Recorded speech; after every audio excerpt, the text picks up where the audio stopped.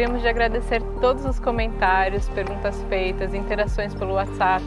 Se você ainda não assistiu aos vídeos anteriores, vai lá, assiste e pratique os exercícios que a gente preparou com tanto carinho, para que a sua experiência possa ser a mais completa possível.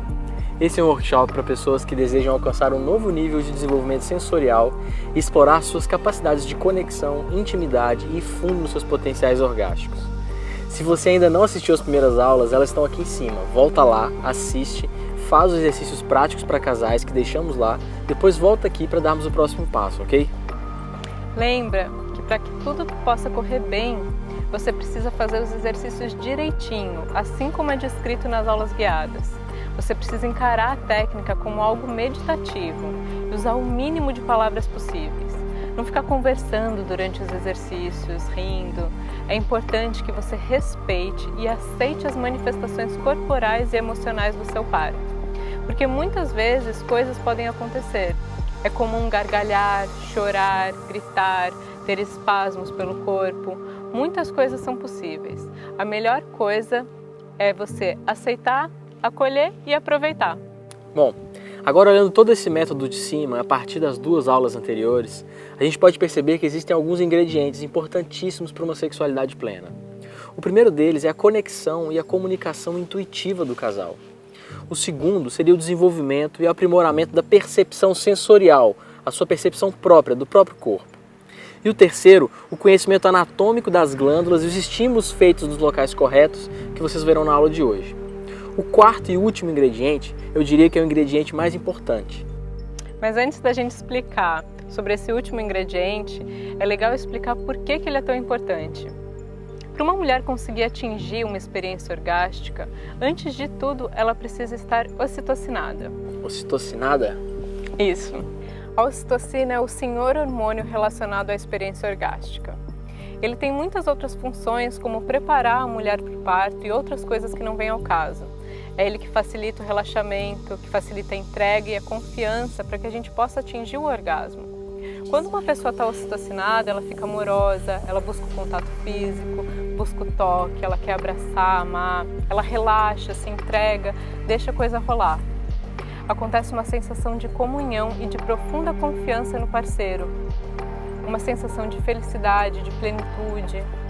Tem um livro muito legal sobre ocitocina chamado Ocitocina, a Molécula da Moralidade.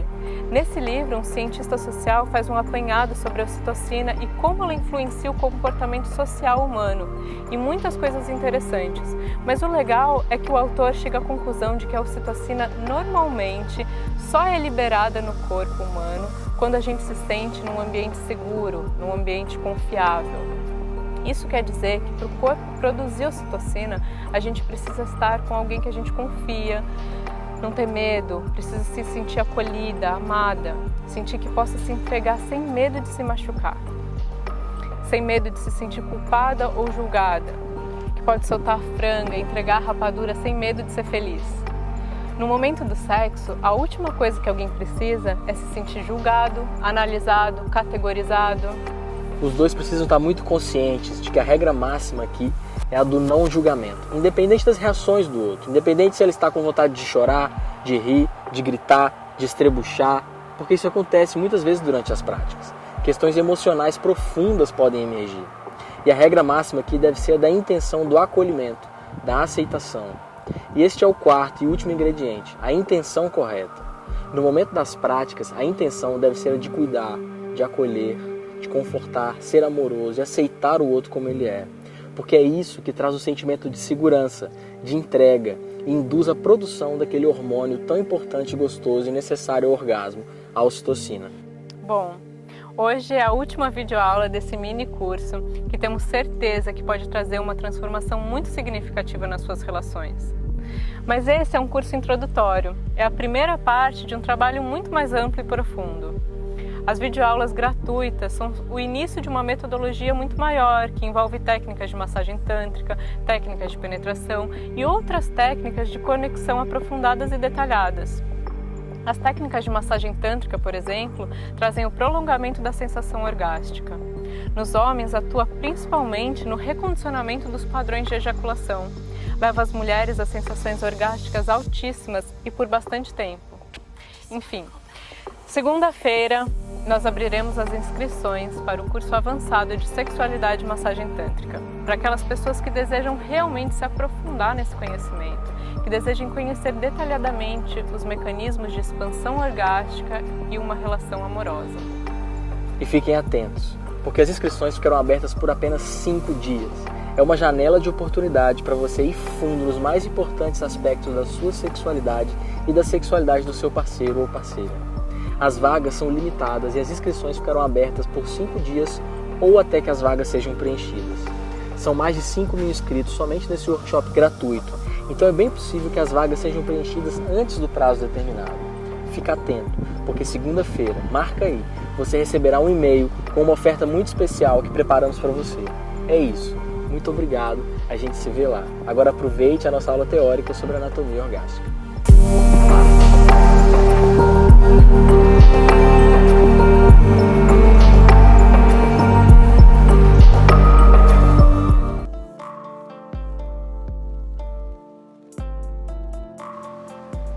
Causas de disfunções sexuais nas mulheres.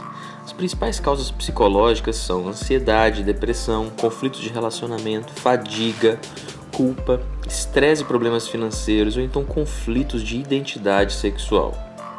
As causas físicas variam entre os efeitos colaterais de medicamentos, cirurgias ou traumas, problemas hormonais, lesões no cérebro ou na medula espinhol, drogas, colesterol ou então diabetes. Anatomia feminina.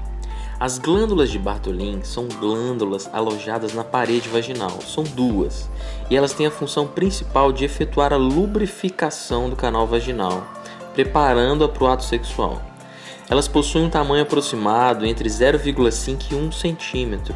Estão localizadas na lateral interna dos glândulos lábios, na região inferior, próxima à entrada da vulva. Aqui pode-se ver uma imagem em que as glândulas de Bartholin podem ser identificadas. Elas estão bem ali embaixo, próximas à entrada da vulva, uma de cada lado da vagina.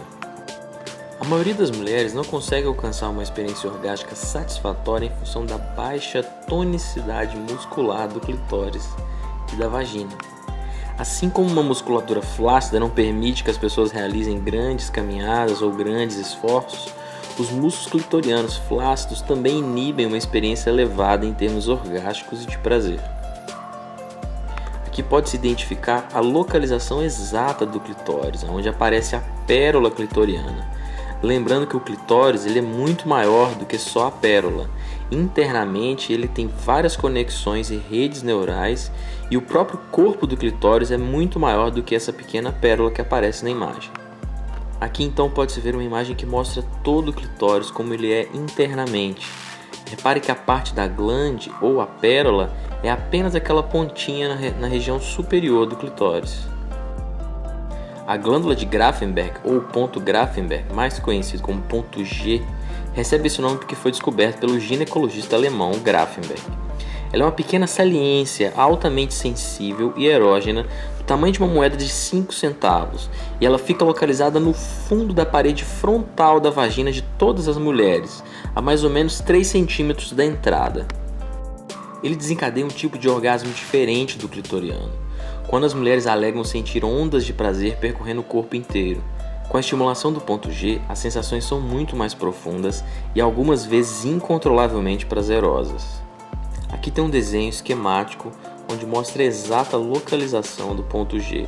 Na verdade ele não é um ponto, é uma região, como dito anteriormente, mas que está localizado mais ou menos ali, na entrada da vagina, no teto da vagina a 3 centímetros da entrada. Estima-se que de 19 a 50% das mulheres têm algum tipo de disfunção sexual. Este número se estende para 68 a 75% quando são incluídas as insatisfações sexuais não relacionadas com as disfunções sexuais. As disfunções sexuais das mulheres são classificadas em disfunções de desejo, de excitação, de orgasmo e as dores sexuais, que são a dispareunia ou vaginismo. Causas da disfunção erétil, dificuldades em atingir o orgasmo pelos homens. Causas psicológicas: ansiedade, depressão, conflitos de relacionamento, fadiga, culpa, ansiedade por desempenho, estresse ou problemas financeiros, ou então conflitos de identidade sexual, preferência ou orientação sexual. Causas físicas: lesões no cérebro ou na medula espinhal, drogas, colesterol, diabetes, efeitos colaterais de medicamentos, cirurgias ou traumas, problemas hormonais ou priapismo. Há 3 câmaras separadas no pênis, 2 câmaras eréteis interconectadas que ocupam o maior volume do pênis, chamadas corpo cavernoso. A terceira câmara é o corpo esponjoso, que envolve a uretra, um tubo que pode conduzir tanto a urina quanto o sêmen. As câmaras eréteis ficam anexadas ao osso púbico e se estendem da parte abdominal para a porção visível do pênis. Essa âncora ajuda a manter o pênis rígido quando as câmaras ficam cheias de sangue. Cada câmara erétil é formada por um tecido parecido com uma esponja que se enche de sangue durante a fase de excitação. O sangue fica preso no pênis, aumentando e endurecendo-o para a penetração. A ereção pode se iniciar por estímulos psicológicos, imaginação ou situação erótica, ou estímulo físico, com o toque genital masculino.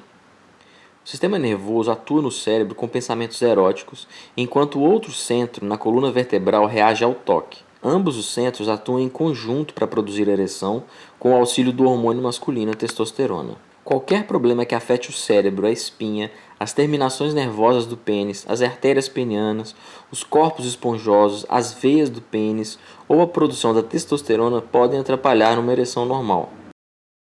Zonas sensoriais do pênis. Aqui tem-se uma imagem mostrando a circunferência da glande e o ponto G. Essas estrelinhas indicam o potencial de prazer de cada zona. 5 estrelas seria o máximo e nenhuma estrela seria o mínimo.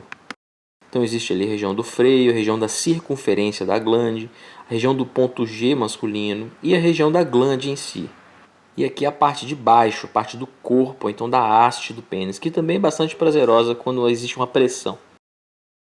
E aqui a parte de baixo, ou o corpo e a base do pênis, em que já não é tão sensível ao estímulo do toque. Aqui mostra-se então as regiões de baixo, da base do pênis, dos testículos, laterais do testículo, períneo. Então há ainda na parte de baixo zonas extremamente prazerosas que podem ser exploradas no toque. Caso deseje fazer toques ou massagens penianas, evite repetir o movimento tradicional da masturbação. Use as zonas sensoriais demonstradas no vídeo, mas evite fazer aqueles estímulos tradicionais de cima para baixo ou de entra e sai que repetem o movimento da masturbação ou penetração. É isso. Obrigado.